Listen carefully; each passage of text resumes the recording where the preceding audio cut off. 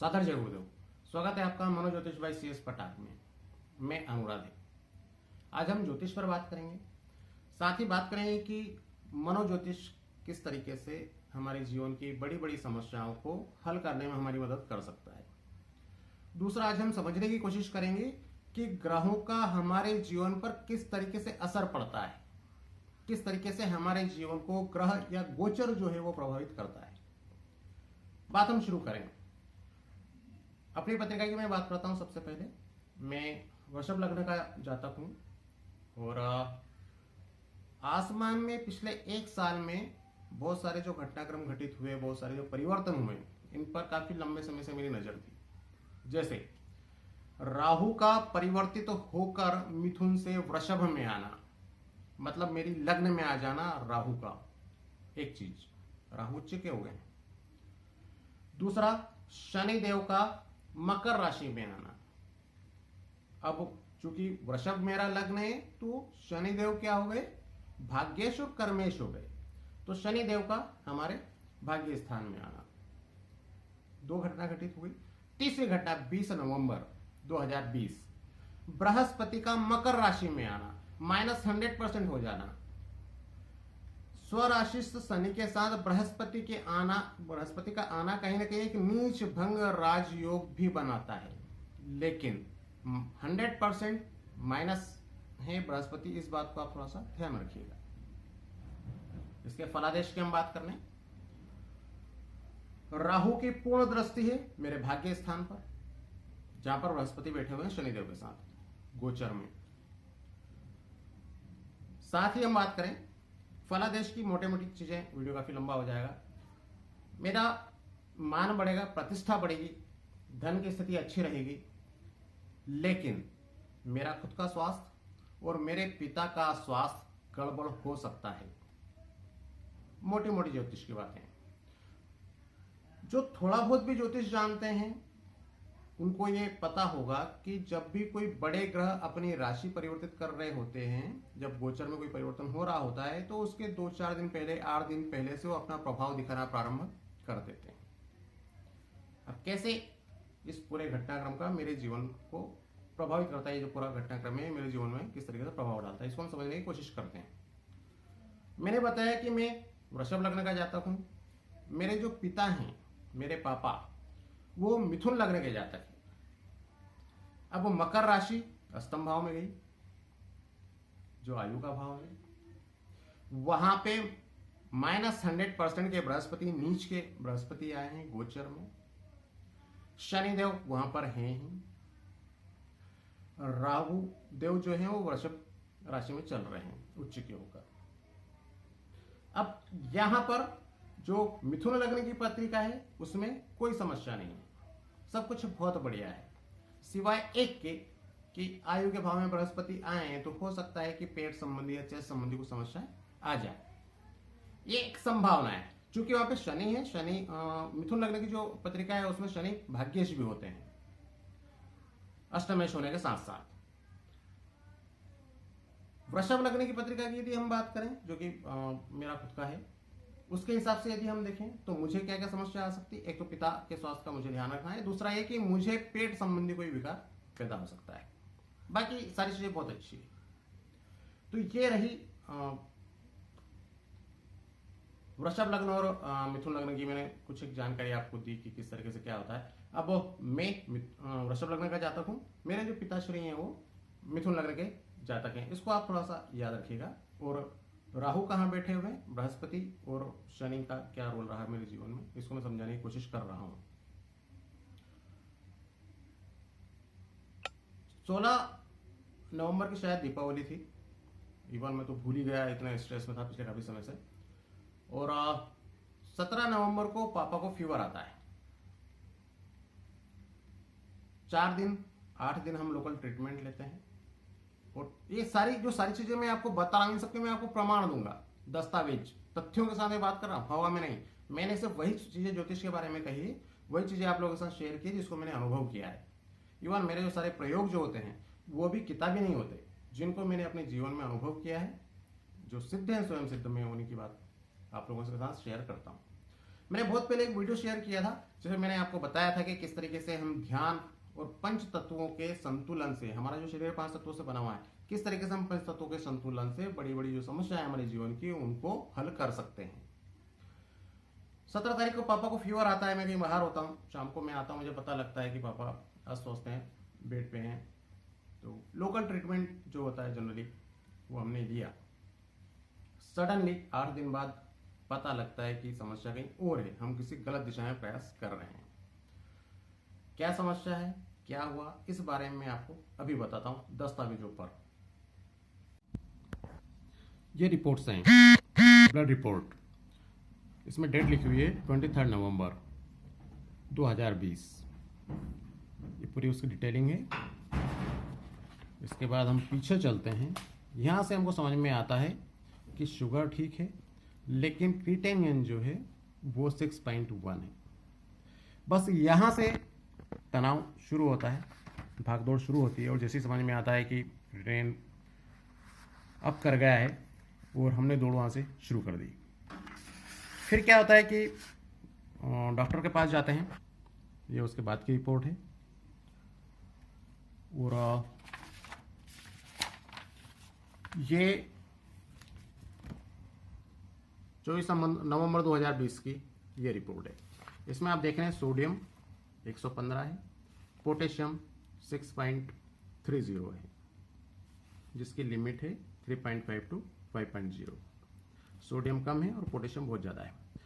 कुछ विद्वानों का ऐसा कहना था कि जब भी ऐसी स्थिति निर्मित होती है जब सोडियम बहुत ज़्यादा या पोटेशियम बहुत ज़्यादा बढ़ जाता है, उस समय कई बार क्रिएटिनिन जो है वो चाहे नॉर्मल हो, लेकिन पोटेशियम बढ़ने की वजह से ही व्यक्ति को काफ़ी सारी समस्याएं आ सकती है और उसे डायलिसिस पे लेना पड़ता है। अब चिंता है कि करा क्या जाए। तत्काल हम जो शहर का सबसे बड़ा जो अस्पताल था इंदौर का, वहाँ गए। वो शायद मध्य भारत का सबसे बड़ा अस्पताल है। वहाँ पर हम पहुँचे, वहाँ डॉक्टरों से परामर्श लिया। एक साथ मैंने बहुत सारे प्रयास किए। मैं जो संबंधित डॉक्टर थे उनसे तो मैं मिला ही, साथ में अन्य जो दूसरे बहुत सारे डॉक्टर थे मैंने उनसे ही परामर्श लिया। होम्योपैथ वालों से ही मिला, आयुर्वेद वालों से ही मिला, सबसे मैं मिलता रहा।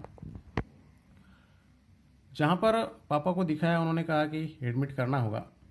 अब चूँकि पापा का जो अभी एज है वो है 73+, तो इस उम्र में जाके इस तरह की कोई समस्या आना निसंदेह अपने आप में एक बड़ी समस्या थी वो, कि अब क्या करें। उन्होंने अपने जीवन में कभी कोई पेन किलर तक नहीं लिया, और अब एक ऐसी स्थिति निर्मित हो गई कि वो सीधे बेड पर ही आ गए हैं।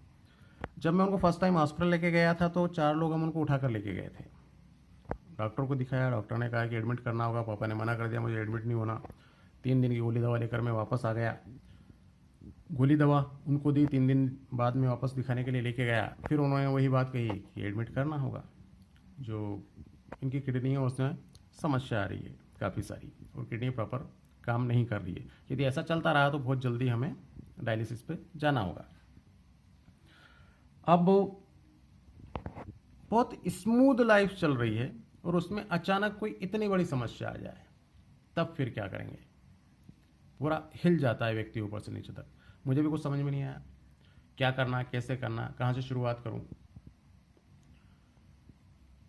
फिर उन्होंने बोला कि कम से कम, अब चूंकि जिस हॉस्पिटल में हम थे वो काफ़ी महंगा हॉस्पिटल है, मध्य भारत का सबसे अच्छा और सबसे महंगा हॉस्पिटल शायद वो है जहाँ पे हम थे।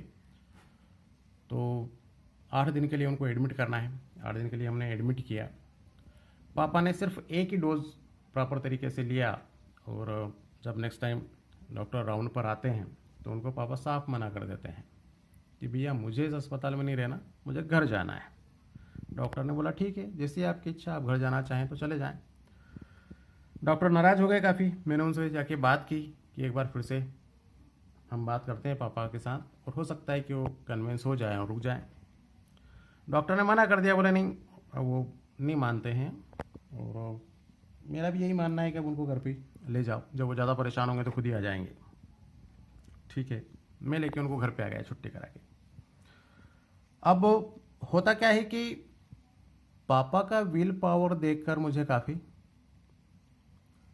हिम्मत मिली कि नहीं यार, मतलब 73+ हो गए हैं वो, 74 रनिंग है उनका, और इस उम्र में जाकर वो इतने साहसी है, वो ये मानने को तैयार ही नहीं है कि उन्हें इस तरह कोई समस्या आ सकती है।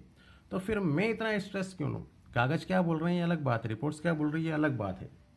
फिर मैंने क्या किया कि अपने लेवल पर सारे शोध और अनुसंधान शुरू किए कि डॉक्टर क्या गोली दवा दे रहा है, क्या ट्रीटमेंट दे रहा है। एक एक गोली को मैंने खंगाला, एक एक जो कैप्सूल उन्होंने दिए थे उनके फार्मूलों को ढूंढा, उनको समझने की कोशिश की कि ये कहाँ पे काम कर रहा है, कैसे काम कर रहा है, किडनी क्या होती है, उसकी फंक्शनिंग क्या होती है। खूब पढ़ा, खूब समझा।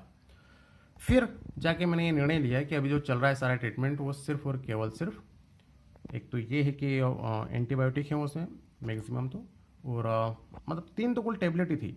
तो उसमें एक एंटीबायोटिक था, एक ऐसा था जो कि थोड़ा सा बॉडी को एनर्जेटिक बनाए रखे और मल्टीविटामिन टाइप का, और एक और कोई ऐसी गोली थी जो कि यूरिन को बाहर करती रहे समय समय पर।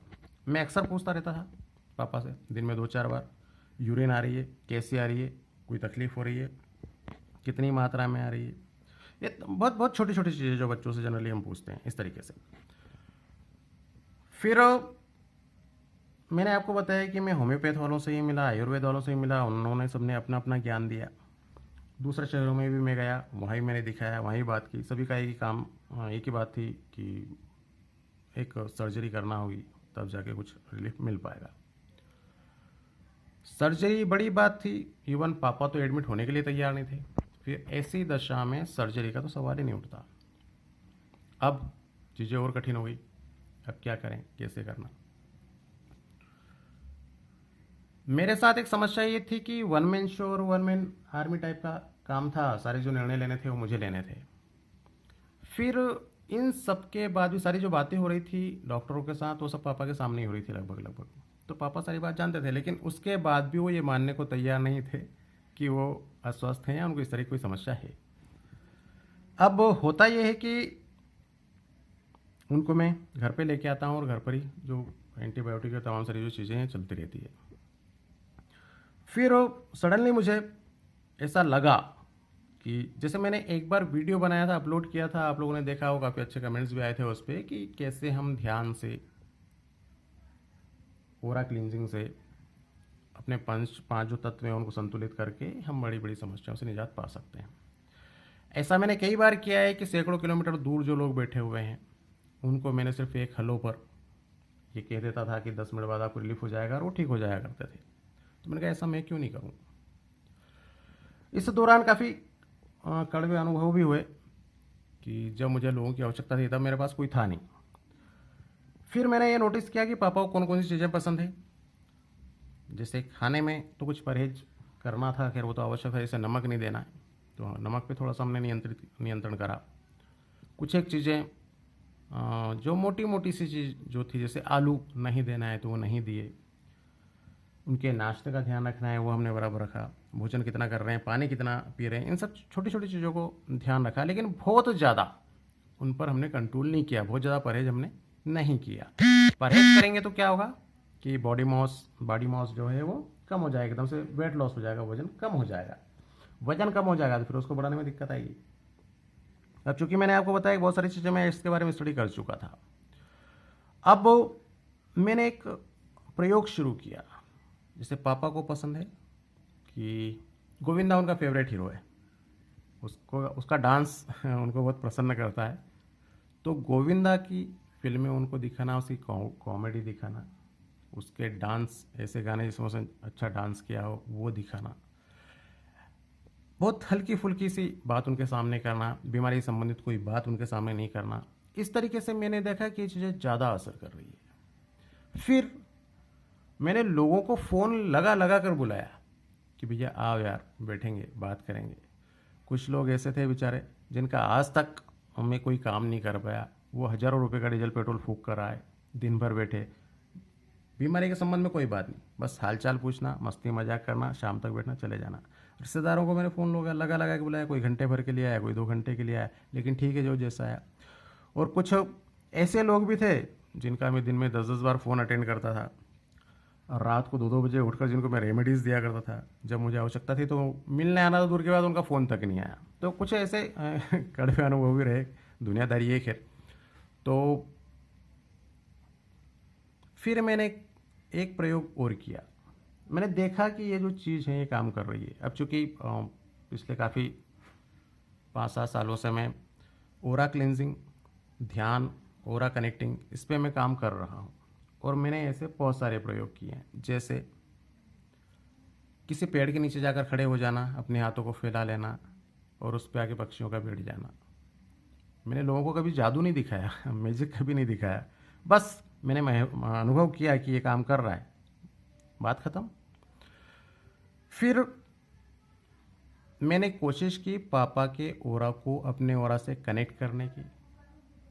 मैंने कोशिश की 5 तत्वों को शुद्ध करने की। मैंने कोशिश की एनर्जी को बैलेंस करने की। यहाँ से अब काम शुरू होता है। जब मैं ओरा कनेक्ट करने के लिए बैठा तो मैंने देखा कि यार मेरा खुद का ही ओरा काफ़ी डिस्टर्ब हो गया है, अभी तो इसकी क्लींजिंग की आवश्यकता है। मैंने देखा कि अभी तो मेरे जो 5 तत्व हैं उनमें थोड़ी सी गड़बड़ हो गई है। मैंने देखा कि एनर्जी बैलेंस की मैं बात कर रहा हूँ, मेरी खुद की एनर्जी डिस्टर्ब है। कैसे, क्यों हुआ? क्या होता है कि जब हम एक ही घड़े से बार बार पानी पी रहे होते हैं तो घड़ा खाली हो जाता है। ठीक ऐसे ही मेरे साथ होगा। एक समय होता है जब बहुत सारी चीज़ें आप कर रहे होते हैं और उसके बाद आपके अंदर एक हीलिंग पावर आ जाता है। मैंने भी ऐसे ही किया। जब मेरे अंदर हीलिंग पावर आया तो मैंने यूं ही लोगों की सेवा की, खूब सेवा की। जो जैसा बोलता था मैं उसके लिए वो करने लगता था और निःशुल्क, कोई स्वार्थ नहीं, बिना स्वार्थ के मैंने लोगों की सेवा की। लोगों के बड़े बड़े काम घर से बैठे बैठे एक हलों पे हुए हैं। ये सब पूज्य गुरुदेव का आशीर्वाद है, सदगुरुदेव खूब कृपा है और बराबर उनके सारे काम हुए हैं। लेकिन आज जब मुझे आवश्यकता पड़ी, और वो जो सारे लोग थे वो सब भलते लोग थे जो मेरे आज तक किसी काम में नहीं आए। तो पीड़ा इस बात की कि जब मुझे आवश्यकता थी तब मेरे साथ कोई नहीं था और ये दुनिया भर की भीड़। तो जब मैंने देखा कि आज मुझे उन सब चीज़ों की ज़्यादा आवश्यकता है तो मैं खाली था। मैंने अपने आप को रिचार्ज करने की कोशिश की। उसके बाद ओरा को मैंने कनेक्ट किया। मैंने ये देखा कि इसके कुछ साइड इफ़ेक्ट हो सकते हैं क्योंकि मैं उतना रिचार्ज नहीं था। धीरे धीरे धीरे धीरे धीरे धीरे कनेक्टिविटी को मैं बढ़ाता गया। एक समय आता है जबकि चीज़ें बहुत नियंत्रित हो जाती है। मुझे पता था कि बृहस्पति मतलब पेट, बृहस्पति मतलब भार, उसका भाग्य स्थान में आना, कर्म स्थान में आना, वो अपना रोल जरूर दिखाएगा ही दिखाएगा। तो मैं बृहस्पति से संबंधित कुछ उपाय किए। बृहस्पति के जो मंत्र हैं उनका मैंने जप किया। उसके साथ ही दूसरी अन्य चीज़ें भी मैंने करना शुरू की। उससे सबसे ज़्यादा जो मुझे मदद मिली वो मदद मिली मुझे सुंदरकांड से। सुंदरकांड का जो पाठ है, हनुमान जी की कृपा कहें उससे या इवन अर्थ सहित, उसने मुझे क्या किया कि मोटिवेट बहुत किया। वहाँ से मुझे हिम्मत बहुत मिली। फिर वन मैन शो तो था ही, अब मैं वन मैन आर्मी भी हो गया था। अब मुझे किसी की आवश्यकता नहीं थी। धीरे धीरे धीरे धीरे मैंने काम शुरू किया अपने मूलाधार चक्र पर। मूलाधार चक्र से मैं लेके गया उसको अनाहत चक्र तक, और यहाँ पे फिर आवश्यकता होती है। सिर्फ 3 ही चक्रों पे मैंने काम किया, मूलाधार पे, अनाहत पे और आज्ञा चक्र पे। मूलाधार इसलिए क्योंकि पेट से जुड़ा हुआ मामला है, इसलिए मूलाधार को एक्टिव करना आवश्यक था। अनाहत इसलिए कि जठराग्नि और जो हमारी प्राणवायु है वो प्रॉपर काम कर सके। इसके बाद आज्ञा चक्र इसलिए कि कोई नेगेटिविटी मेरे अंदर या पापा के अंदर नहीं आए। ये सारी चीज़ें मैंने की। इस बीच जब चुके हैं पिछले 5-7 सालों से ये सारी चीज़ें कर रहा था, तो सबसे ज़्यादा आवश्यक था कि घोर विपरीत परिस्थितियों में भी मैं हंसता रहूं, मुस्कुराता रहूं, शांत रहूं। उसमें मैं सफल रहा और शायद यही था कि आज ये परिणाम हम प्राप्त कर सके हैं। मैं आपको एक लेटेस्ट रिपोर्ट दिखाता हूँ।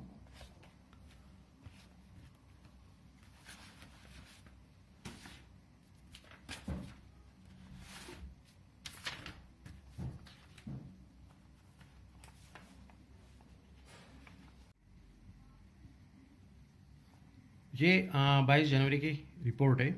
इसके बाद और हम टेस्ट करा चुके हैं।